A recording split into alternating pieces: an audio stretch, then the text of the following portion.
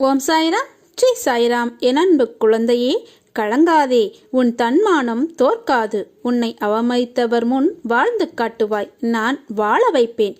எதையோ யோசித்தபடியே இருக்கிறாய். வாழ்க்கையில் வருவதை அனுபவித்து வாழ வேண்டுமே தவிர தேவையற்ற குழப்பங்களை மனதில் சுமந்து கொண்டு தேவையில்லாமல் யோசித்து கொண்டு இருப்பதை தவிர்த்துவிடு.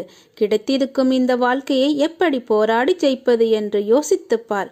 வாழ்க்கையில் வரும் மேடு பள்ளத்தை கடந்து எப்படி மீண்டு வருவது என்று யோசித்துப்பார். இதை பற்றி யோசித்து வாழ்க்கையில் வரும் இன்னல்களை எதிர்த்து வாழ வேண்டும்.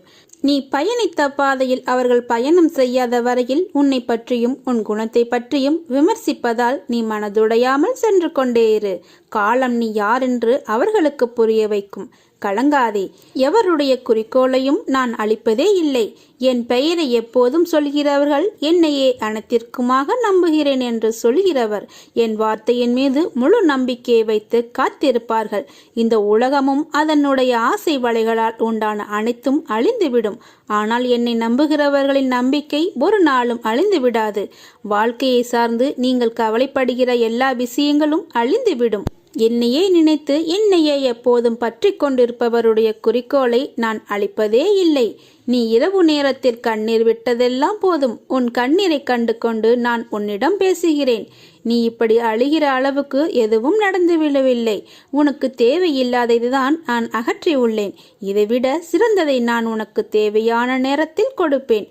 உன்னுடைய எதிர்காலத்தின் தேவையை கருத்தில் கொண்டு நான் எடுத்த முடிவு இது. என்னை நினைத்துக்கொள். உன் தனிமையை நான் போக்குவேன். உன் கருமாவை நான் போக்குவேன். பாபா தனது பக்தர்களிடம் நம்பிக்கை, பொறுமை என்ற 2 வார்த்தைகளை எப்பொழுதும் கடைபிடிக்க வேண்டும் என வலியுறுத்துவார். காரணம், நல்லவன் துன்பப்படும் போது தாமாக அவனை உளைய தேடி சென்று அவனுக்கு அனுகிரகம் செய்கிறார். இதற்காக அவர் மாறுவேடங்களில் சென்று கணக்கற்ற அற்புதங்களை திட்டமிட்டு செய்கிறார். வீட்டினுள்ளோ வெளியிலோ அல்லது வழியிலோ நீங்கள் எவரை எதிர்கொண்டாலும் அவர்கள் அனைவரும் என்னுடைய வெளிப்பாடுகளே. அவர்கள் அனைவருக்குள்ளும் நான் உணர்கிறேன், நான் இருக்கிறேன். எந்த வடிவில் அவர் வருகிறார் என்பது தெரியாமலே நமக்கு நன்மை நடக்கும். ஏற்கனவே அவர் திட்டமிட்டு செயல்படுவதால் எந்த விஷயத்திலும் அவரது பக்தன் அவசரப்பட தேவையில்லை. பொறுமையாக அவரை நம்பிக்கொண்டிருந்தால் போதுமானது. அவர் நினைப்பதே நடக்கும். அவர் வழியை காட்டுவார். நம்முடைய இனிய விருப்பங்கள் ஒரு கணமும் தாமதமின்றி அவரே செயல்படுத்துவார். ஆனால் அதுவரை சற்று பொறுமையோடும் நம்பிக்கையோடும் பொறுமை காத்து கொள்ள வேண்டும். எப்பொழுது பிரச்சனைகளை எதிர்கொண்டாலும் பொறுமையாக இருப்பது மட்டுமே நம்மை கரை சேர்க்கும் உபாயம். நான் உனக்குள் இருக்கும் வரையில் உன்னை எதுவும் நெருங்காது. உன் வாழ்க்கையில் நடக்கின்ற அனைத்தையும் உன் சாயப்பா நான் அறிவேன். நடக்கப் போவதையும் நான் அறிவேன். இவ்வுலகில் படைக்கப்பட்ட அனைவருமே என் பிள்ளைகள். எனது என்ற எண்ணம் எதற்கு என் முன்னாடி என் பிள்ளைகள் அனைவரும் சமம். என் செல்ல குழந்தையே, நீயாக இங்கு வரவில்லை. உன்னை பறவையின் காலில் கட்டிய கயிறை போல நானாகத்தானே உன்னை இழுத்தேன், இங்கு வரவழைத்தேன். பிறகு ஏன் இந்த எண்ணம்? உன்னிடத்தில் எப்போதும் நான் இருப்பேன். உன் வாழ்க்கை என்பது நீ இயற்றியதல்ல, நான் இயற்றியது. உன்னை அதில் நான் தான் பொருத்தினேன் தவிர நீ எதற்கும் காரணமில்லை. உன்னுடைய ஒவ்வொரு நிமிடத்தையும் நானே செதுக்குகிறேன். நீ எதற்கும் பொறுப்பு அல்ல. நீ சிரித்தால் அது நானே, நீ அழுதாலும் அதுவும் நானே. உன் விலையின்படி நீ அனுபவிக்கிறாய். உன் துக்க நாட்கள் முடியும் தருணம் இது. உன் காலங்கள் வசந்தம் நிறைந்த தென்றலாய் மாறும் காலத்தை நீ தொடப்போகிறாய். ஆதலால் உன் தந்தை அனைத்திலும் நீ சுகம் பெற விரும்புகிறேன். அதற்கு சில அறிவுரையை கூறுகிறேன்.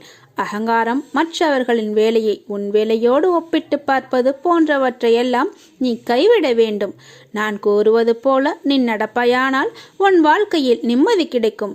நீ வெற்றி பெற நம்பிக்கை, நீடித்த பொறுமை இவற்றை நீ பழக வேண்டும். என்னிடம் நீ சரணாகதி அடைந்தால் உன் பிறவியின் பலனை இப்போதே நீ அனுபவிப்பாய். உன் காலங்கள் வசந்தம் நிறைந்த தென்றலாய் மாறும் காலத்தை நீ தொடப்போகிறாய். தடைகள் பல வரலாம். தட்டி பறிக்க கூட்டமும் சில வரலாம். எதை கண்டும் மஞ்சாதே. துணிந்து நில். முன்வைத்த காலை பின் வைக்காதே. நீ எடுத்து வைக்கும் ஒவ்வொரு அடியும் வெற்றிப்படிகள் தான். நீ என்னிடம் வந்து சேர்ந்தது முதல் என் மீது எவ்வளவு பிரியமாகவும் பக்தியுடனும் இருக்கிறாய் என்பதை நான் அறிவேன். பிறர் மீது நீ காட்டும் அன்பு, உனது சிந்தனை, நடவடிக்கைகள், பக்தி எல்லாவற்றிலும் என் பெருமையை நீ உயர்த்தியிருக்கிறாய். உரசாமல் வைரத்தை பட்டத்திட்ட முடியாது, நெருப்பில்லாமல் தங்கத்தை தூய்மைப்படுத்த முடியாது. அதுபோல நல்லவர்கள் சோதனைக்குள்ளாவர்கள், ஆனால் வீழ்ந்து விட மாட்டார்கள். அப்போதும் நான் உன்னுடன் தான் இருப்பேன். உனது விழிகள் திறந்து பார்க்கும்போது உனக்கு முன் நான் அமர்ந்து இருப்பதை காண்பாய். ஆனந்தமாக மகிழ்ச்சியாக இரு. உனக்காக அவதரித்தவன் நான். நான் ஒருவன் மட்டும் அவதரிக்கவில்லை என்றால் அனைத்தும் சம்பித்து போகும். காலத்தின் கட்டாயம், விதிக்கப்பட்ட விதி.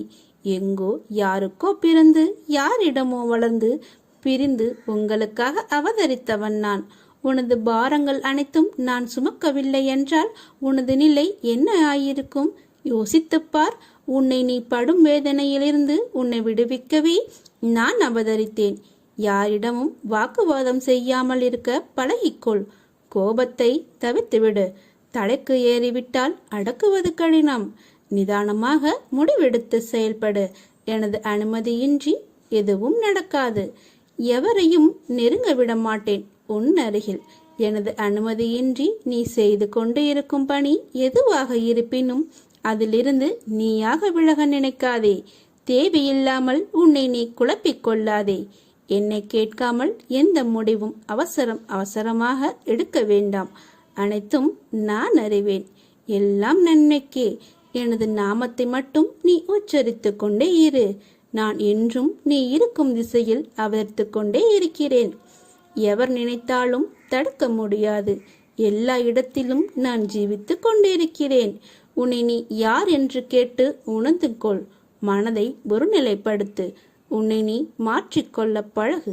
எப்போது எனது மண்ணில் உனது காலடிப்பட்டதோ அப்போதே உனது கர்ம பலன்கள் அனைத்தும் விலகிவிட்டது. நீ செய்த பாவங்கள் அனைத்தையும் நான் போக்கிவிட்டேன். படிப்படியாக அனைத்தும் உன்னை விட்டு விலகிவிடும். நீ விரும்பிய வாழ்க்கையை வாழப்போகிறாய். அனைவரும் வியக்கும் வகையில் உயர்ந்த நிலைக்கு வரப்போகிறாய். காத்திரு. உன்னை நான் கைவிட மாட்டேன் எப்போதும்.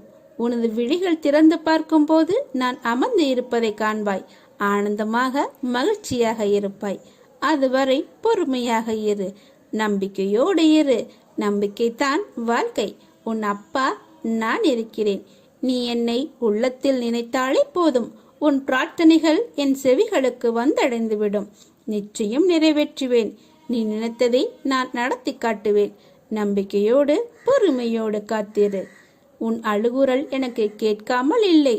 பாவங்கள் செய்பவரும் தீங்கு இழைப்பதே குறிக்கோளாய் கொண்டவரும் சிறப்பாக வாழ்கிறார்கள் என்றும், ஒரு பாவமும் அறியாத எனக்கு மட்டும் 8 திசைகளிலும் ஏன் இந்த துன்பமும் துயரமும் சூழ்ந்துள்ளது என்றுதானே கேட்கிறாய்? உன் கேள்வி நியாயமானதுதான். இதுதான் வாழ்வின் நியதி.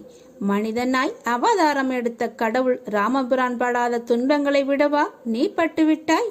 பொய்யே பேசாத அரிச்சந்திரனின் நிலைமை என்ன என்று தெரியுமா? உங்களுக்கு தெரிந்திருக்கும். நல்லவர்களுக்கு மட்டுமே வரும் சத்திய சோதனை இது. மனிதராக பிறந்தால் அனைவருக்கும் சோதனை என்பது உண்டு. ஆனால் ஒன்றை மட்டும் புரிந்து கொள். இவர்கள் மட்டும்தான் என்னுடைய அனுக்கிரகம் பெற்றவர்கள். நல்லவனுக்கு சோதனை வந்தாலும் கடைசியில் வீழ்வது கிடையாது. உலகம் போற்ற வாழ்பவன் தீயவன் சிறப்பாக வாழ்ந்தாலும் கடைசியில் அவன் நிலைமை பொறுத்திருந்து பார். அன்று உனக்கு புரியும். நீ வாயடைத்து நிற்பாய். எல்லாவற்றையும் நான் பார்த்துக் கொள்கிறேன். நீ என்னை மட்டும் பார். நான் இருக்கிறேன். எதற்கும் பயப்படாதே. ஓரிடத்தில் நீ அவமானப்படுத்தப்பட்டால் அவ்விடத்திலிருந்து நிரந்தரமாகவே விலகிவிடு. அன்பு பாசம் என மீண்டும் சேர்ந்து நின்றால் உன் அவமானங்கள் நிரந்தரமாகிவிடும். உனக்குள் இருக்கும் நான் எல்லாவற்றையும் தாங்கிக் கொள்வேன். உனக்குள் இருக்கும் வழியை மறைத்து வெளியில் சந்தோஷமாக இருப்பது போல் நடித்து கொண்டிருக்கிறாய். யாரும் கண்டுபிடிக்கவில்லை என்று நினைக்காதே. உன் அப்பா நான் பார்த்து கொண்டுதான் இருக்கிறேன். உன் பிரச்சனைகள் அனைத்தும் சரி செய்ய நான் இப்போதே ஆரம்பித்து விட்டேன். நீ இனிமேல் மகிழ்ச்சியாக வாழப்போகிறாய். ஒவ்வொரு செயலுக்கும் ஒரு விளைவு உண்டு என்பதை நீ உணர வேண்டும். விதைத்த விதையை பொறுத்தே மரத்தின் தன்மை இருப்பது போல ஒவ்வொரு செயலின் முடிவும் செயலின் தன்மையை பொறுத்தே அமைகிறது. ஒருவரின் செயலின் விளைவுகளால் தப்ப முடியாது. இதற்காகத்தான் அனைவரும் தர்மத்தை கடைபிடிக்க வேண்டும் என்று அந்த கடவுளே சொல்லியிருக்கிறார். நாம் செய்த பாவங்களை போக்க தர்மம் ஒன்றே நம்மை தலை காக்கும். இப்போது இல்லாவிட்டாலும் பின்னணி வரும் சூழல்களில் நம் தலைமுறை செழிப்பாக இருக்கும். தர்மம் செய்யுங்கள், நல்லது நடக்கும். நல்லது செய்யுங்கள், நல்லது மட்டுமே நடக்கும். என்னை நம்பி வந்த உன்னை நான் என்றும் கைவிட மாட்டேன். உனக்கும் உன் குடும்பத்திற்கும் நானே பாதுகாவலன். இனி உன்னை பற்றியோ உன் குடும்பத்தை பற்றியோ நீ கவலைப்படாதே. எல்லாம் நான் பார்த்து கொள்கிறேன். என் அன்பு குழந்தையே, நீ முதலில் மனதை அடக்கு. மனம் தடுமாறுகிறது, எப்போதும் அலைப்பாய்ந்தபடியே இருக்கிறது. இதை அடக்கி நிலைப்படுத்தும் வழி என்ன? நம் மனம் எப்பொழுதும் எதை பற்றியேனும் சிந்தித்து கொண்டே இருப்பதால் தெளிவான முடிவுகளை எடுக்க முடியாமல் தடுமாறும். குறிப்பாக சின்ன சின்ன விஷயம் அவ்வப்போது நடக்கும். அதை பற்றியே பெரிதாக விரிவுபடுத்தி பார்ப்பதுதான் மனதின் இயல்பு. உதாரணமாக, யாராவது நம்மை திட்டிவிட்டால் பதிலுக்கு நம்மால் திட்ட முடியாத போது நேரில் கூனி குறுகிவிட்டு அவருக்கு பின்னால் அவரை மனதிற்குள் அதிகமாக திட்டுவது போல், அடிப்பது போல, கொள்வது போல கற்பனை செய்து தன்னை ஒரு பெரிய கதாநாயகனாக காட்டிக்கொண்டு ஒரு பெரிய கதையை பின்னிக் கொண்டிருப்போம். பொறாமை, சந்தேகம், அவமதிப்பு, கோபம், பயம், அவமானம், பேராசை, தற்பெருமை, கட்டுப்படுத்த முடியாமல் வளவளவென பேசுதல் போன்ற உணர்ச்சிகள் நம்மை தாக்கும்போது மனம் அதிலேயே உழன்று அதில் ஏதோ தீர்வை காண்பது போல தன்னிலே உழன்று கொண்டிருக்கும். உணர்ச்சியை கட்டுப்படுத்த முடியாத போது அதை வெளிப்படுத்தி விடுவோம். மற்ற சமயங்களில் எல்லாமே மனதிற்குள் தான் அரங்கேற்றமாகும். இதனால் தான் மனம் நிலை கொள்ளாமல் தவிக்கிறது. இதை அடக்க வேண்டும். எப்படி அடக்குவது? முழுமையாக அந்த எண்ணங்கள், சிந்தனைகள் உங்களை கடந்து போகட்டும் என விட்டுவிட வேண்டும். கண்களை மூடி அமைதியாக இந்த நிகழ்வுகள் முடியும் வரை நீங்கள் உட்கார்ந்திருங்கள்.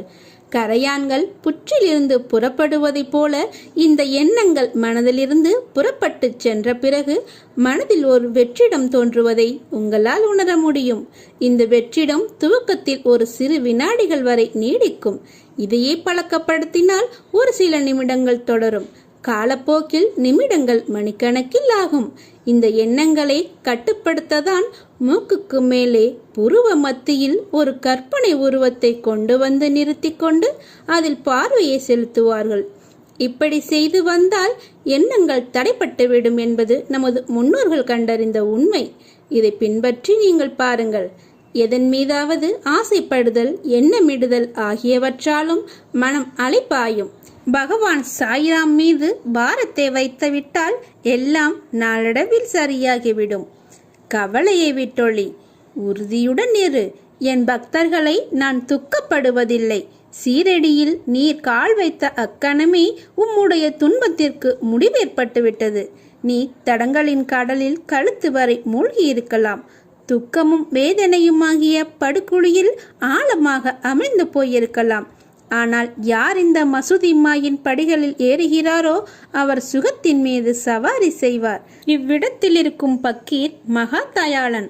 உம்முடைய வியாதியையும் வலியையும் நிர்மூலமாக்கி விடுவார். அனைவரின் மீதும் கருணை கொண்ட இந்த பக்கீர் அன்புடன் உம்மையும் பாதுகாப்பார். எந்த ஜென்மத்தில் என்ன புண்ணியம் செய்தாயோ நான் உனக்கு குருவாக வந்திருக்கிறேன். நீ பாபாவின் பாதுகாப்பில் இருக்கிறாய்.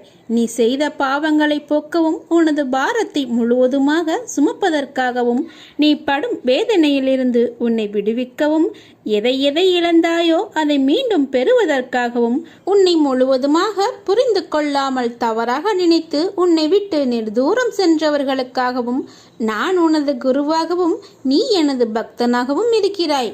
உனது கர்ம பலன்களை விலக்கி உனது துயரங்களை போக்கி தக்க சமயத்தில் அனைத்தும் உன்னை தேடி வர செய்து அனைவரும் வியக்கும் வண்ணம் வாழ்க்கையில் உன்னை உயர்த்தப் போகிறேன். கவலைப்படாமல் இரு. அப்பா நான் இருக்கிறேன். கலங்காதே. எதற்காகவும் எப்பொழுதும் கலங்காதே. மகிழ்ச்சியாக இரு. கால நேரம் எல்லாமே உன்னை தேடி வந்து கொண்டிருக்கிறது. பொறுமையாக இரு. மனம் தளராதே. அப்பா நான் இருக்கிறேன். ஒருவர் வாழ்வில் சத்குருவின் பாதுகாப்பு என்பது மிகவும் வலிமை வாய்ந்த படைக்கலாகும். ஏனெனில் தன் குழந்தைகளை காப்பதற்காக சத்குரு எந்த அளவுக்கு எந்த உறவில் செல்வார் என்பதை யாராலும் கற்பனை செய்து கூட பார்க்க முடியாது. எந்த உருவத்தில் வேண்டுமானாலும் செல்வார். இருக்கும் வரை சந்தோஷமாக இருப்போம் என்ற எண்ணத்தை விட்டுவிடு. ஏனெனில் நடந்ததும் நடப்பதும் நடக்கப் போவதும் இறைவனின் கையில். எனவே தூய்மையான எண்ணம், தூய்மையான செயல்களுடன் இறைவனை சரணடை. இருப்பதை கொண்டு நிம்மதியாக வாழ பழகு. சதா காலமும் சாய்ராம் என்ற நாமத்தை உச்சரித்து அவன் நினைவில் வாழு.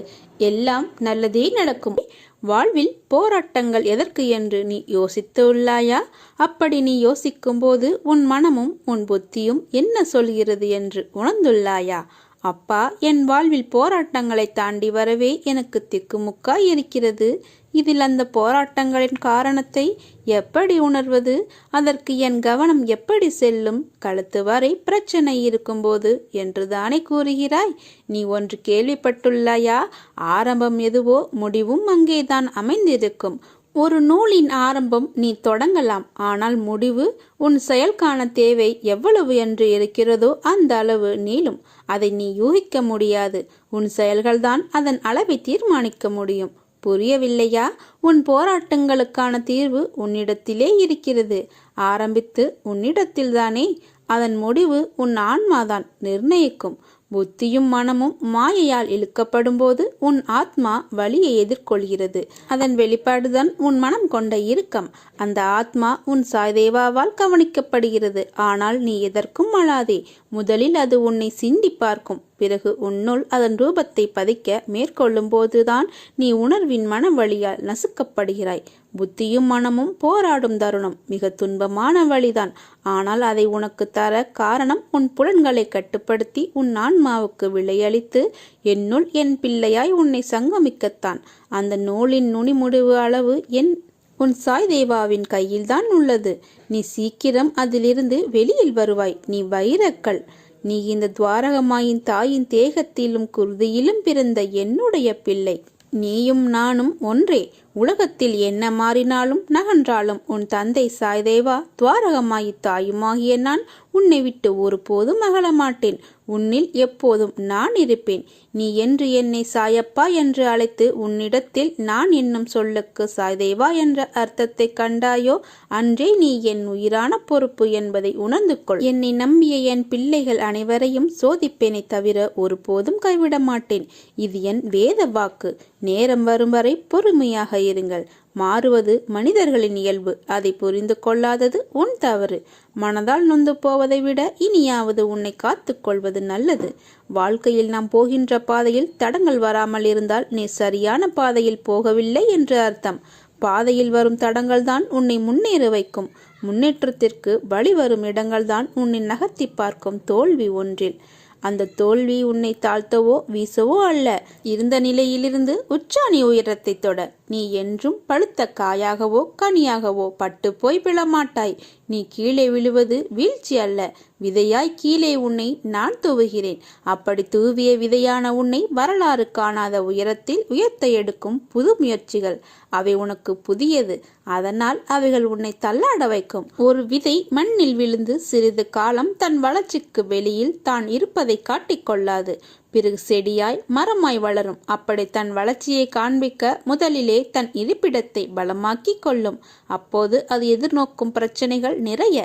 அதை போலத்தான் நீயும் இருக்கிறாய். நீ விழுந்து இருக்கலாம், ஆனால் அதை தோல்வி என்று கருதாதே. எழுந்து வானமாய் படர்ந்து நிற்கும் அளவிற்கு உயரப்போகிறாய். அதற்குத்தான் இந்த சறுக்கல். சறுக்கல் என்பது கீழே விழ அல்ல, மேலே உயர்ந்து செல்ல. உன்னை விதையாய் உன் வாழ்க்கையில் புதிய பாதையில் உன்னை தூவி உள்ளேன். சிறிது கடினமாக இருந்த வழிகள் அது உனக்கு துணத்தும் பாடமாக இருக்கலாம். ஆனால் நிச்சயம் நீ உயர்வாய். என்ன இப்படி சொல்கிறீர்கள் என்கிறாயா? நான் சொல்வது காலம் நேரம் பார்த்து சொல்கின்ற சொல்லல்ல. எந்த காலத்தில் நடக்கும் என்ற சொல் எதிர்காலத்தில் உன் காலம் என்று சொல்லப்படும் அளவிற்கு நடக்கும். அதற்கு மறைமுகமாக நான் சொல்லும் சொல் எதிர்காலம் கொஞ்ச தூரம்தான், அதனால்தான் தாமதமாகிறது என்று நினைக்கிறாய். ஆனால் அது தாமதமில்லை. உன்னை நீ தயாராக்கி கொள்ளும் காலம் இது. வெற்றிக்கான காலம் வந்துவிட்டது. இதில் நீ நிச்சயம் ஜெயிப்பாய். உன் வாழ்வில் மலர்கள் பூக்கப் போகிறது. சோலைகளாய் மாறப்போகும் உன் மனம். இவற்றை உன்னுடன் அமர்ந்து காண நான் விரும்புகிறேன். நல்லொழுக்கம், சிந்தனை, சிந்தனை, தெளிவு, தன்னடக்கம், கருணை, பணிவு, கட்டுப்பாடு, நேர்மை மற்றும் புலனடக்கம் இவையே உண்மையான ஞானத்துக்கு உரிய பண்புகள். வாழ்க்கையில் வெற்றியடைய இந்த பண்புகள் உனக்கு துணை புரியும்.